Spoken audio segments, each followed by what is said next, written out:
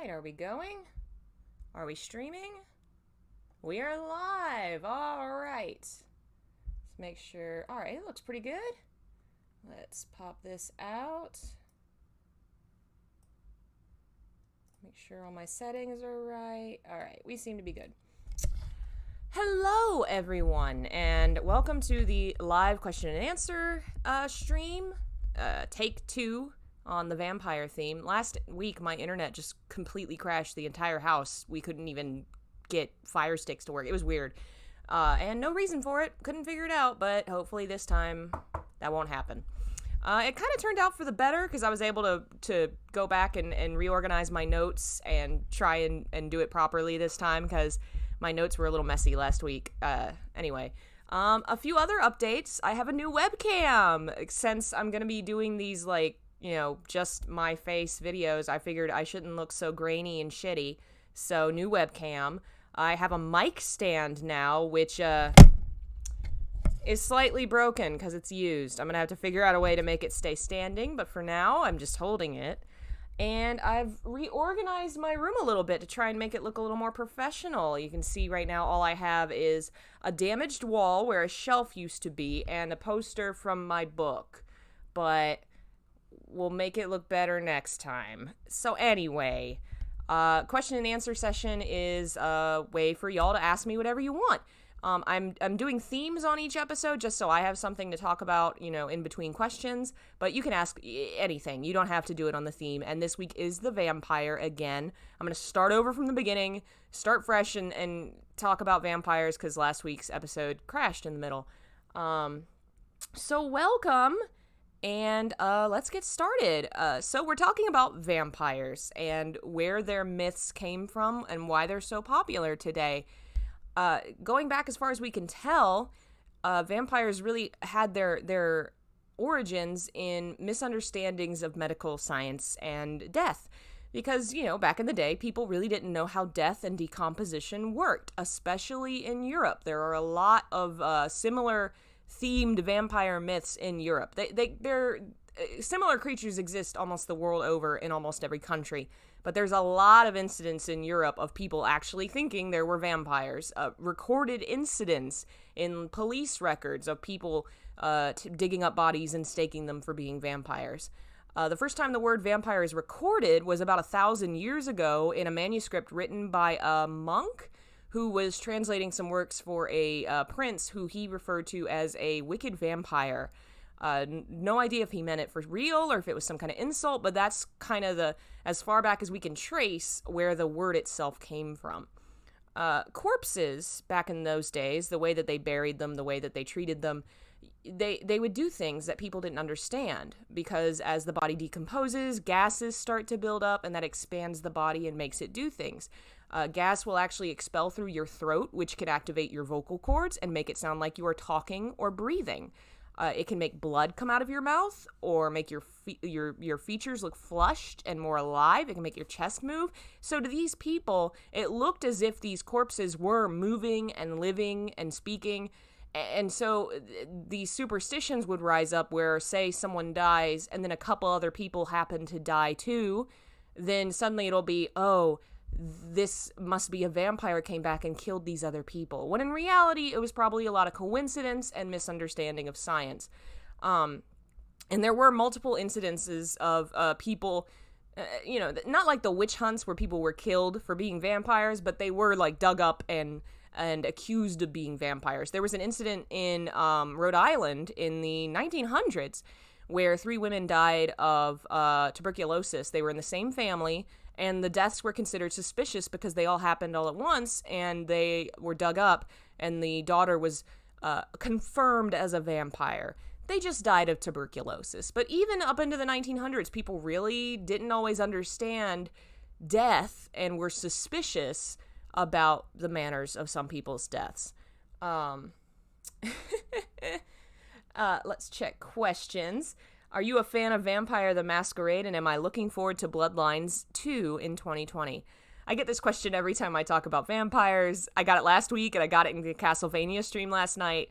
I have never played it. I own it, and my computer is not powerful enough to run it or stream it yet, So I'm postponing playing it, but it is something that I have been told time and again by people on the internet and people in my life that I need to play it, and I will, for sure, especially before that sequel comes out because it looks very cool.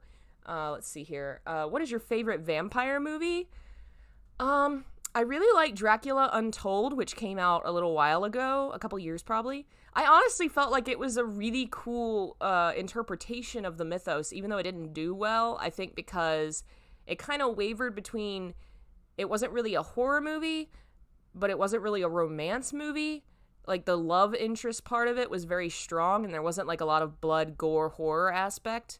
So it kind of strayed in the middle, which is what Dracula, a lot of the time, it really is sort of a horrific romance, and it didn't resonate with our audiences, but it did with me, and I liked it, and I really liked how it set up a sequel, and they're not going to do it because the movie didn't do well.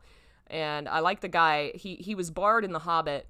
He did a very good Dracula. I enjoyed that movie. Further back, I liked the 1993 Dracula. I think it was called Bram Stoker's Dracula. It had some weird aspects, but it was still pretty cool. Dracula Dead and Loving It by what's his name? Mel Brooks. Hilarious. I love that movie. Leslie Nielsen is hilarious as Dracula. And there's a Japanese movie called Moonchild, which it's so ridiculous and corny. We watched it growing up. It's two very famous Japanese pop stars, Hyde and what's the other guy's name? Gact, play vampires in that movie, and it's so corny and ridiculous and homoerotic, and it's dumb, but I own it and I love it. Let's see. Yeah, somebody asked about the Dracula Untold movie. I enjoy it. Let's see. Have you read Carmilla? A long time ago. I enjoyed it, but it's been literal years since I've read it again. I don't remember it very much, but I remember liking it. I have not played Legacy of Kain. That's another one I have on PC that I really want to play. My problem is I bought this new PC. This was about a year or two ago when I was still working retail and really conserving money and struggling. I wanted a better PC, but I couldn't spend that much money. And I got a decent one that had some good RAM, pretty good.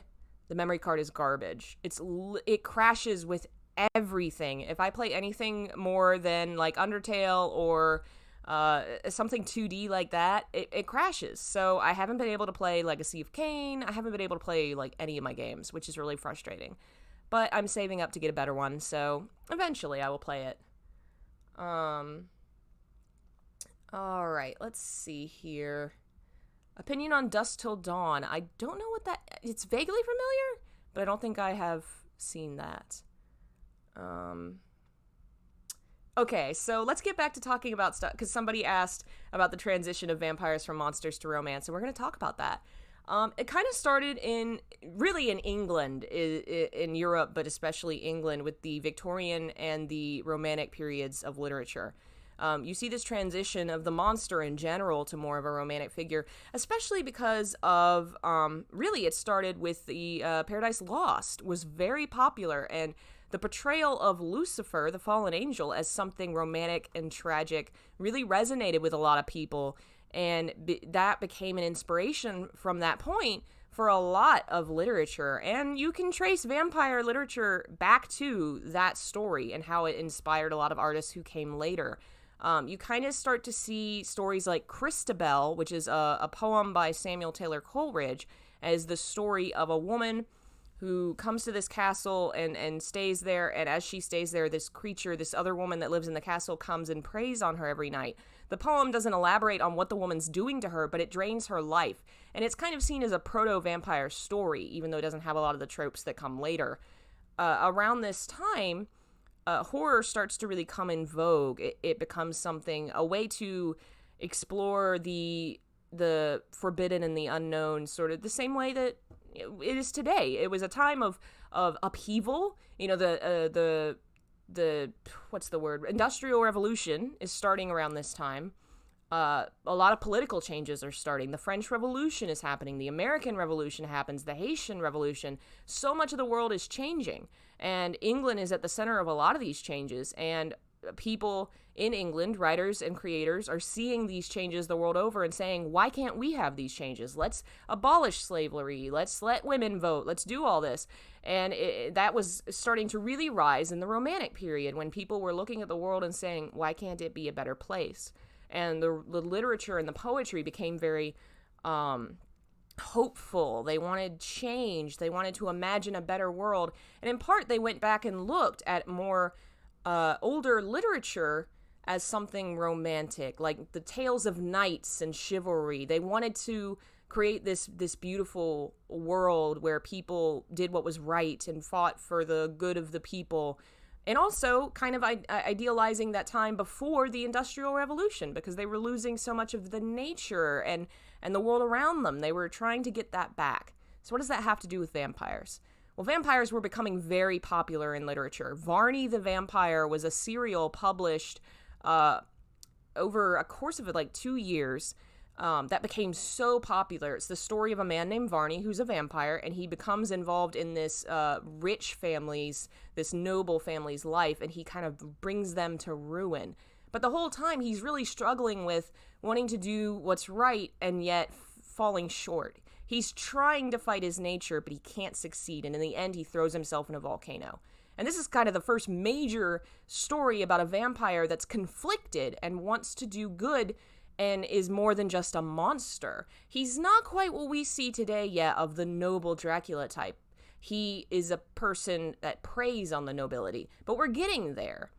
After Varney, I don't know how long that is, but the next big vampire story would be The Vampire, and it would transform vampire literature forever.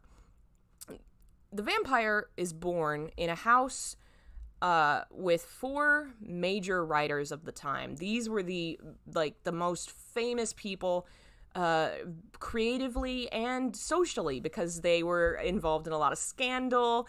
They were really well known. Everywhere they went, the paparazzi of the time were following. And they came to this hideaway to just enjoy themselves, be creative, have fun, and get to know with one another. One of them was Lord Byron, a very famous poet of the time, one of the most famous and controversial of the time. He was a lord, which meant he could be part of the House of Lords. He had like a family title, was rich. He was also well known for a lot of scandals. He was bisexual. He was disabled. His leg was slightly damaged and had a limp. He was very sexual and was known for trysts, and his ex-lovers often wrote about him and kind of tried to pull him down because he very rarely had a healthy breakup. And he was very talented, so he was both beloved for his work and also hated for his moral decay, which was arguable. He was a polarizing figure. People did not always like him. With him was Percy Shelley, another really famous poet, also known for some issues. He had a woman that he was with who was pregnant, and his wife, but he believed in free love. There was this movement at the time called the free love movement, which was basically, we don't believe in marriage. We think love should be love, and you should all just love each other, and hippie kind of stuff. Problem was, if you have a wife, it's kind of a shitty thing to leave her because you've decided you believe in free love, especially because she's a woman in this time period who's now pregnant and has no way of supporting herself. She drowned herself, and this was a huge scandal that he left her for another woman, and she killed herself. The woman he left her for was Mary Wollstonecraft Shelley, who he eventually married. Mary Wollstonecraft Shelley, also known better as Mary Shelley, was also famous. Her mother was a very famous polarizing figure who was a feminist before the feminists. She wrote about how women should have all these rights. She wrote about free love. Her husband, or I don't know that they ever married. I don't think they did. I do not remember. But he was very much on with her politics and was something of a well-known writer himself, but was never as famous as her because she was so controversial. After her death, he published some of her more controversial works, despite friends warning him not to, and it completely damaged their reputation. Mary Shelley lived with the shame of her mother's infamy for the rest of her life, and her birth killed her mother. Mary Wollstonecraft, died in childbirth, And that also was a shadow over her life. And she comes to this party with Percy Shelley. Byron is kind of a chauvinist, doesn't really care about Mary Shelley, but is very much good friends with Percy Shelley.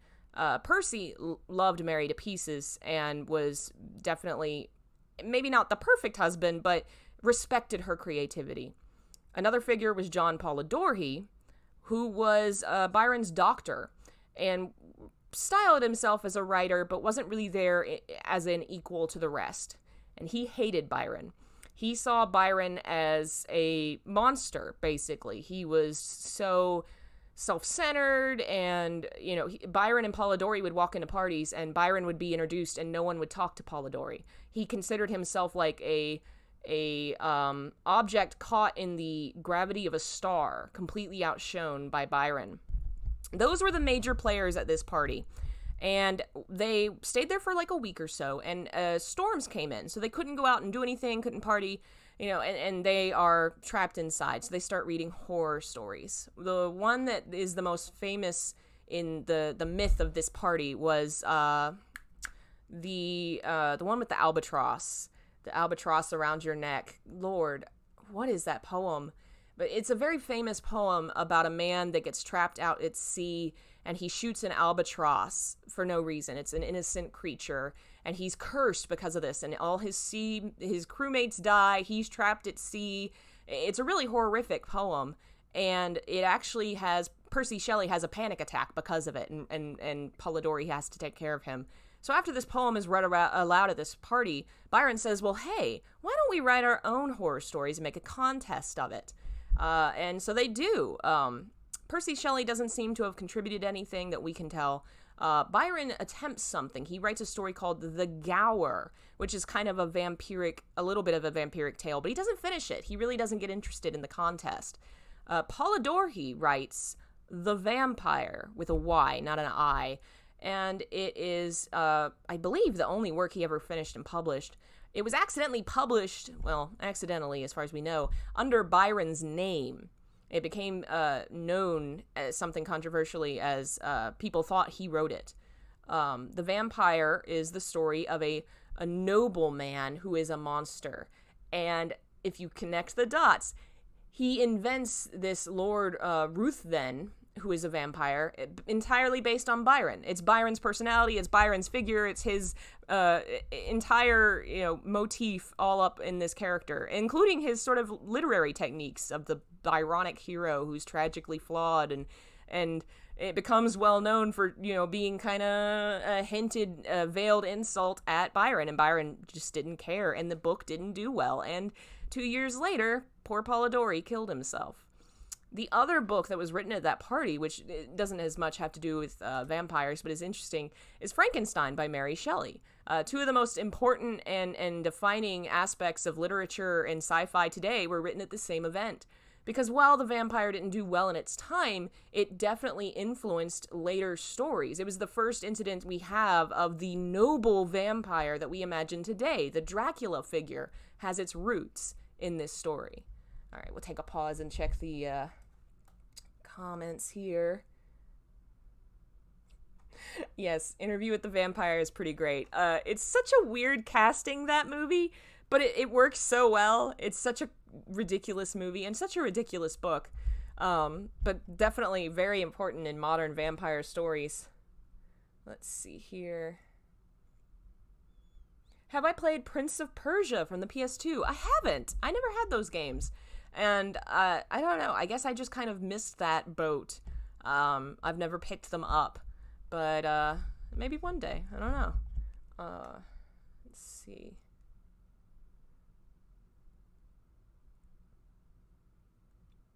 Very true. The term Byronic hero does come from Byron, from a lot of his stories. He wrote, what was it? The Don Juan was a Byronic hero. Basically, a Byronic hero has a tragic flaw that leads to their demise, and they may otherwise be heroic, but something about them is just doomed. And I talked a little bit about how I think James Sunderland fits that kind of character, but there are a lot of characters in myth and story that fit that. And most vampires are Byronic heroes, just in the way that we've started writing them. The actual vampirism is usually the flaw. It leads to their downfall. Let's see. Have I played Valkyrie Profile? I haven't. I have Lenneth on the PSP. I bought it because I thought it really looked up my alley, and I haven't gotten to playing it, which is a shame because I think those games look pretty neat. I'd like to get the other ones as well, but they're hard to find nowadays, sadly. Yeah, there are a few suicides connected to Byron. Maybe there's something to this vampire thing. He was a polarizing figure, and I won't say that it was his fault that other people, didn't succeed or they died, but clearly, he demanded attention from those around him, and it didn't always have a good effect on the people with him. Polydor, Byron could have supported him, but Byron was rude to him. Byron didn't like him, and if he had used his clout to help with his book, maybe it would have gone better. But he was who he was, and he ended up dying young as well. Most of the men involved in the Romantic period died young. Percy Shelley, I believe, died at sea at 27, I think, and Byron died in the war in Greece. Say what you will about him, he lived what he believed. He believed in revolution and freedom, and he died at 36 fighting a war. Let's see here.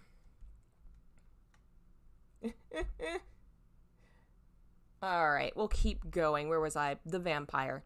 So the next story after the vampire is going to, of course, be Carmilla, which was a short story written by, I can't remember the man's name, but it was actually not just a vampire story, but it was overtly had lesbian tones to it because the two main characters were vampires. It's not really revealed into the end that the monster, the woman, is a vampire. She appears in the coffin and I think is destroyed. I do not remember the ending entirely, but it was definitely very influential on vampires as a whole because Carmilla is what would lead to Dracula.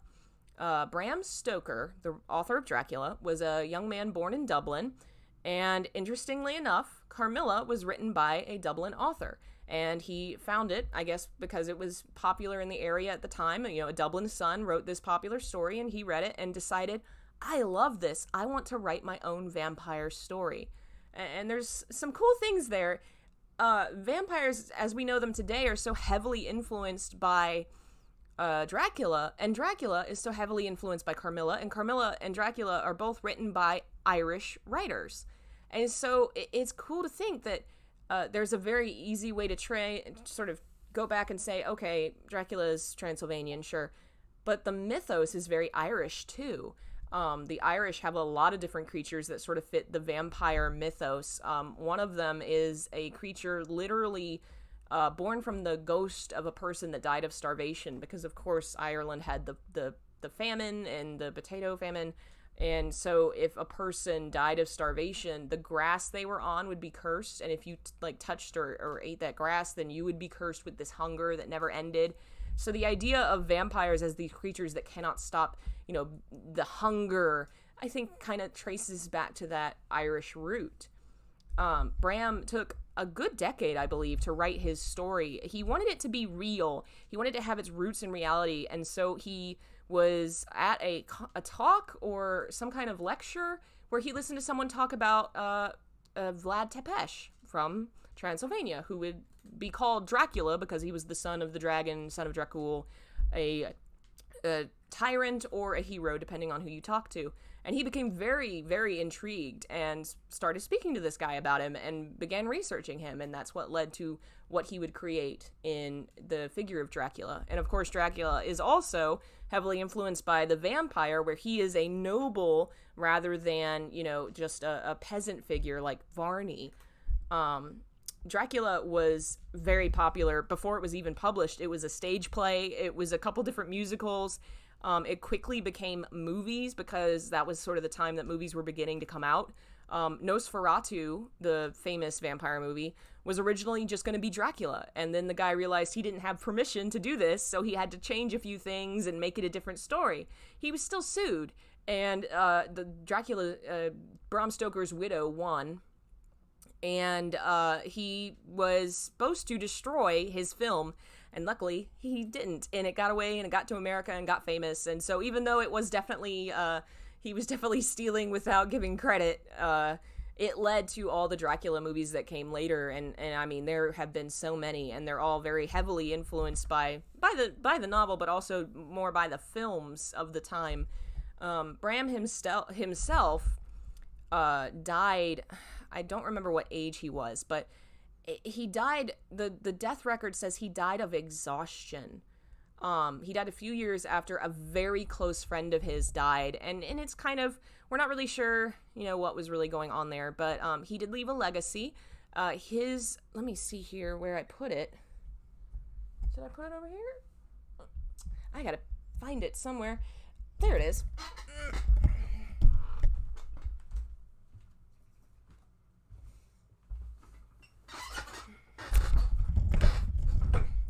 His ancestor, I believe his great-great-great-nephew, yes, his great-grandnephew, Dr. Stoker, still writes and has the Dracula estate in South Carolina, Aiken, South Carolina.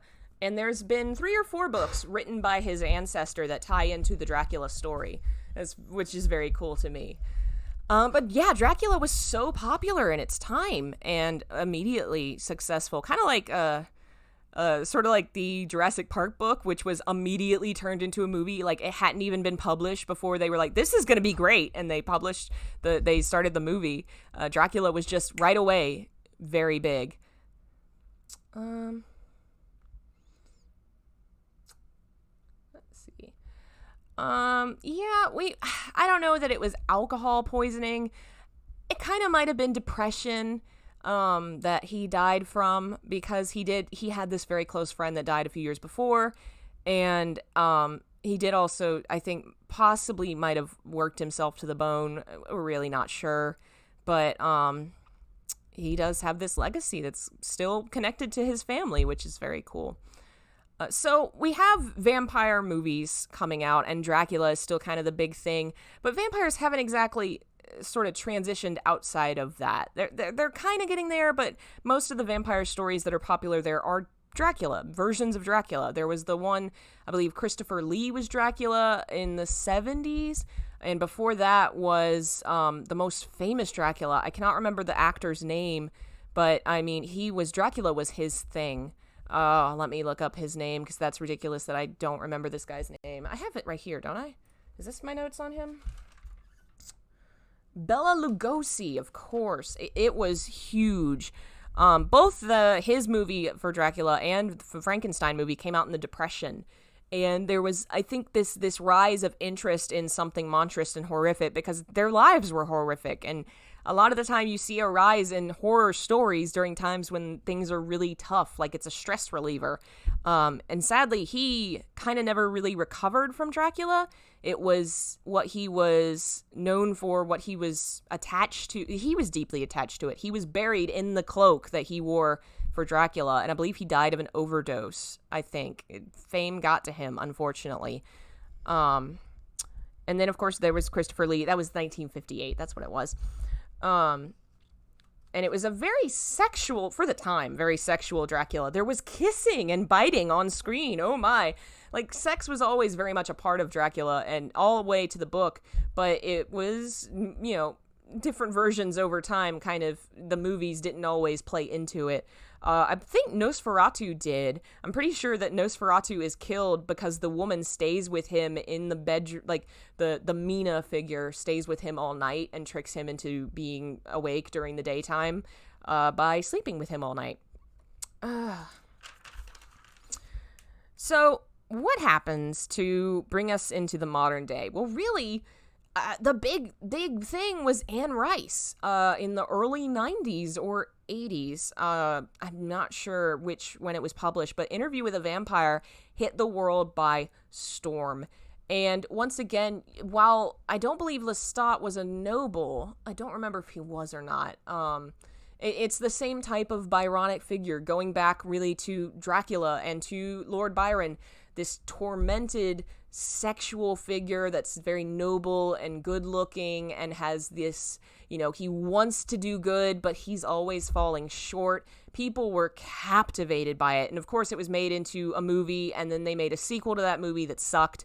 And Anne Rice wrote still to this day, I believe, is writing these books. But there's kind of a period where they were really, really popular and really good, up to about book 7 is kind of, I think, when there was this big upheaval of the interest in the vampire. It kind of, her version of vampire kind of died off because she kind of shot herself in the foot. She was very, very aggressive with fans. She did not like fan work. She did not like fan art. She was suing people. And so it led her own fans to stop being interested. And so sadly, you see her works kind of really big for a while and then just drop off of interest. Even today, she's still writing these books and no one online is talking about them or gives a crap about them. She also went through a sort of Christian revival where she, I think, had a crisis of faith where she felt like maybe what she was writing was evil or something, and she started writing books about Jesus and finding her faith. And I don't know if it was because those books didn't do well or if she decided she was being ridiculous or both, but she went back to writing Lestat, and I think she's on like book 12 or 13 of his story. She also writes the books about the Mummy, and a new Mummy just came out recently, which I actually really liked that book, though I believe it was at least in part written by her son. But she definitely brought it back and made the vampire sexy and new again. Like, Dracula was still pretty popular. I mean, 1993, they came out with Bram Stoker's Dracula, but she put a new modern edge on it. Lestat was the modern vampire. And then we just get a huge plethora of vampire stories coming, and her trying to ride her coattails, kind of, but it doesn't really get anywhere or change again until Twilight. Because there's it kind of follows, most literature follows the trend of whatever becomes popular, everybody tries to do it. Harry Potter was that way. Now all young adult fiction is kind of trying to be that. So for a while, vampires were that way, and everybody was trying to write vampires. There was Blood and Chocolate was a good one. Underworld came out. Everybody was trying to do Underworld stuff. It ballooned out of nowhere, especially because nowadays we're making even more content all the time. Internet culture, everybody wants more and more and more. And Twilight was one of them. Twilight was originally a fanfic, and she took it off the internet. I think it was a Harry Potter fanfic, and she adapted it into a book. And the book went well because, and I don't like the book. I don't think it's well written, but it is definitely playing with the same ideas that made vampires popular in the first place, which is the romance aspect of it. It's upping the romance aspect that other vampire stories definitely play with, but are always, they always had a very tragic end. You know, Dracula does not get to be with Mina, and Lestat doesn't get to be with anybody. He, like, kills half his friends. And they never had a happy ending. The romance never worked out. What Twilight says is, here's a vampire romance that has a happy, it works. They get to be together eventually. And people, especially young adults, you know, who, this is a mysterious, handsome figure that she's writing about. Like, it's the kind of traits that made vampires attractive from the beginning of time, sort of sanitized and toned down to a kiddie level. That's why they worked for a lot of people. But if you objectively read the books, they're just not good. But it led to another huge outpouring of vampire lore that now the vampire's not just a monster. The vampire is a romantic figure. He's always been a romantic figure, but in a horrifying way. Like, we can't believe, it's because there was, of course, this aspect of sex that was horrifying to these people, and it was considered, kind of bad and evil, and free love was not cool, even though all these other, artists were like, come on, it's cool. No, most of the populace didn't like it. So the sexual aspect of the vampire was something horrifying to them. The horror starts to drain away as modern culture is a lot less, sanitized and a lot more sexual. The romantic and sexual aspect becomes less of a problem. So you get True Blood, you get the Blood novels by Tanya Huff. Everybody is writing romance novels about vampires now. And it also, I think, has to do with a big rise in interest in romance stories. But the fact that the vampire is a romantic figure is because of Twilight now. That it kind of opened the door and said, hey, we can write vampire romance stories that don't have to be tragic. And now it's everywhere. The vampire and the monster is just really popular to everyone, everywhere. Let's take a look at the chats. Hello, new people that have hopped in. What did I think about the Underworld movies? Oh, man. Was I in middle or early high school when they came out? And I remember liking the first one. Like, it was decent. And the guy that plays the head vampire, he's a famous guy. He did such a good job. He's good at whatever he does. But it was fun to watch. Maybe not the greatest movie, but fun to watch. The first one was. And then, of course, like most movies that, they don't plan a trilogy, like they just decide now we're gonna make a sequel and we had to come up with something. Like they just devolved into garbage over time. Like I'll still watch them. They're like the Resident Evil movies. They're watchable. They're not good, But I liked the first one.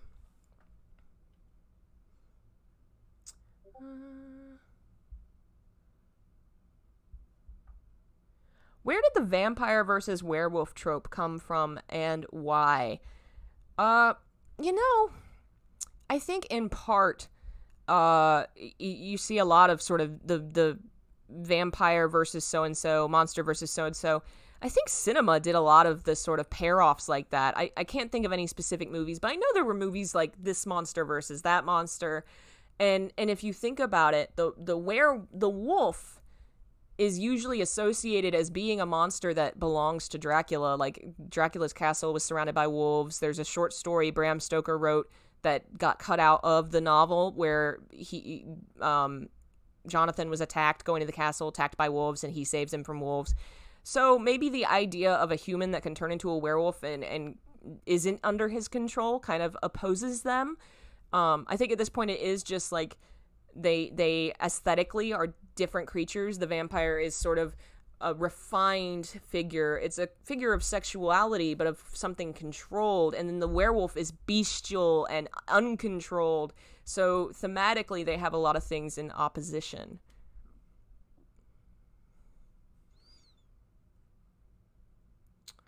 Okay, so we got to the modern day. So something interesting about how vampires appear in fiction today in video games is the predominance of Japanese influence, I think, on video games as a whole, because there's definitely a period in video game history where most Western games kind of like they struggled a lot more, and then Nintendo and Japan kind of came through, and we see them really dominating for a while, and a lot of their games influencing the West. And then it kind of goes in reverse. Probably around the 2000s, they start sort of reversing over, which means that Japanese versions of vampires had a really heavy influence on video game vampires. Castlevania being a big reason. That is like one of the biggest vampire video games you can think of, probably the biggest. What's interesting about that is Japan is one of the few countries with no native vampire myths. It does not exist. Every country the world over usually has something that we kind of pull into vampirism. Basically, immortal, typically nocturnal, but not always, immortal, and it sucks human fluid. I say fluid because it's not always blood. Often it can be blood. Sometimes it is semen. Sometimes it is breast milk. But it is something that preys upon you in the night or when you're vulnerable and takes your fluids and your life. Japan doesn't have that.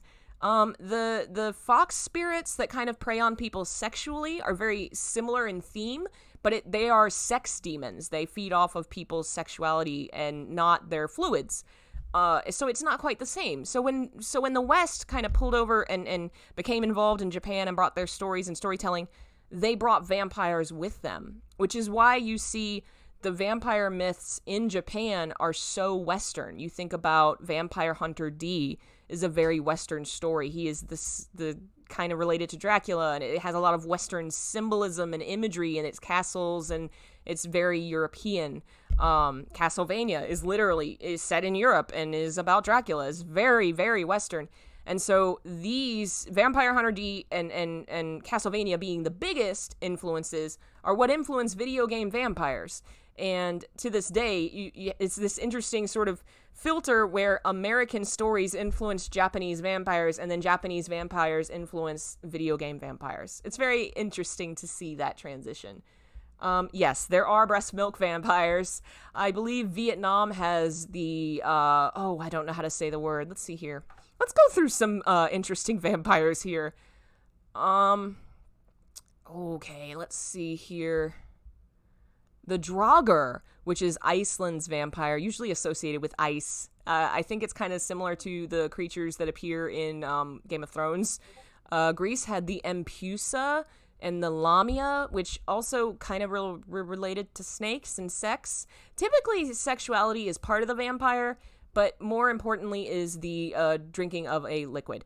The one in Vietnam, I think, has a tongue, or no, maybe it's a thing that comes out of its nose and it sucks the fluid out of you. Really gross. Let's see here. Let me open my other notes here. I have a couple pages.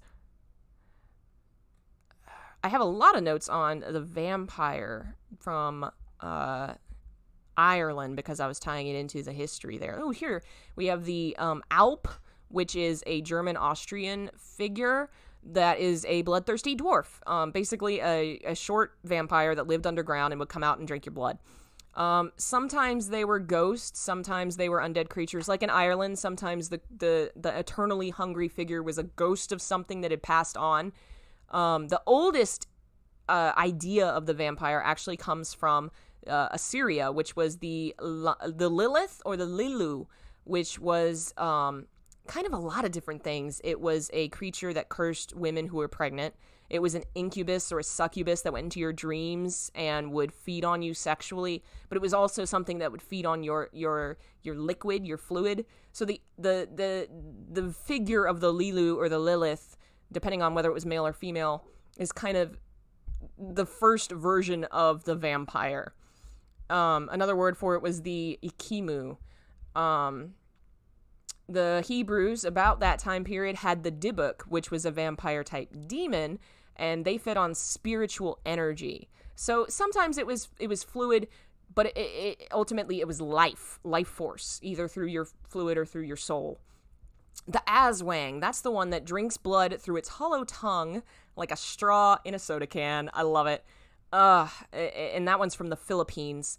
Mexico's Chupacabra is kind of pulled into vampire lore, but it drinks animal blood and not human blood, and typically vampires are considered creatures that feed on humans. Ireland has a couple I've mentioned. Let's see here. The Fear Gorda was the man of hunger I mentioned earlier, the specter of a person that died starving. The story of Abartak, he was an Irish warlord who was a powerful wizard, and he was abusive to his people. He was horrible to everyone, and so his own people rose up and they killed him. But then he came back from the dead and demanded blood sacrifices to sustain his vile corpse. So they kept trying to kill him and kept trying, and he kept coming back demanding blood, and eventually they had to, cut his head off and bury all his pieces in different places to get rid of him. The Scots had the Bauban Sea. I'm sure I'm saying that wrong, but it was basically a fairy who was tall, pale, freezing cold, and hunted the Highlands, which is, the very, very cold region, to drink the blood of shepherds. I think that's all the ones I have finished writing out. There's versions from the world over. Spain has the Guasa. The Ashanti people have the Asan Bosam. The Bruxa comes from Portugal. There's a version from almost every country. Japan is one of the outliers that doesn't have this concept, which, I don't know, might tie into how different cultures bury people, because if all these origins usually had to do with people seeing corpses behaving in ways they didn't understand, well, maybe Japan buried people differently. I don't know enough about all that to say for sure. But that is vampires. That is everything I know about vampires. I'm still writing and doing some research on them. I'd like to make a video about them one day, but still working on it and having a lot of fun with it. And I hope that was interesting for y'all and that you enjoyed it. And I'm going to take some more questions before we cut out. So if anybody has anything they want to ask about anything, go ahead and answer those, and then we'll call it a day. All right, let's take a look over here.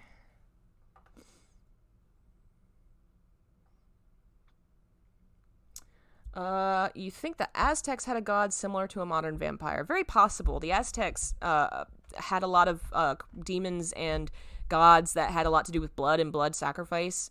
One of them, I believe, was... I think he took blood from people and would make it into plants or something to that effect. There was a lot of interest in blood in that pantheon. So I would not consider it unlikely that there was a vampire type god. Yeah, a lot of people keep recommending Vampire the Masquerade to me, to the point that it's like ridiculous that I haven't played it yet, but I'm gonna definitely play it. I've gotten into Castlevania, which I haven't done for years. Last night after the stream, I actually went and I was pulling up the Switch to play around a bit before bed, and I saw that they had put the Castlevania collection up, and I was like, well, I guess I gotta. So I spent last night playing more of it. Those games are really unforgiving, but hopefully I can get through a couple of them at least. I'm really enjoying it, but definitely not good at it. So yeah, if there's no more questions, then I guess we'll call it this time. Glad the internet didn't actually freaking break on me. Next week, I'm thinking we might do ghost stories or something. I have a book of ghost stories from my region, like legitimately like my city, my state, that I think are really fun, that might be fun to share. Or, I don't know, we'll do something. I'm gonna try and keep having themes every week so that there's something to talk about, and then y'all can just ask whatever you'd like. Oh, if you have any questions, go ahead and throw them out there. Sorry you just joined us. Usually I will be doing this later in the evening. Today is just a weird day where I had a bunch of things planned and I wanted to go ahead and get it done. Here is my dog here to join us. Hello. Do not eat the cat food. No. Stop that. You're a bad dog. Yeah, so next week will probably be 6 p.m. on Friday. I'm trying to make all my streams 6 p.m. Tonight, I will be streaming maybe a little late at 4 Eastern. I will be joining Gareth Morgan on his Twitch, which is twitch.com/Zenith Films, Zenith Films. He's finishing up Silent Hill 2, which is going to be fun. And then when we're done with that, I should probably be on time, 6 p.m., I'll be playing Fatal Frame, which will be cool. And, of course, check out thegamingmuse.net for the store, and you can buy t-shirts, you can buy the book, a bunch of other stuff. I'm still kind of tweaking the design. I don't think I like how it looks, but only so much I can do without paying more money. So we'll see. Thank you for joining me, and I will see you guys next time. Bye.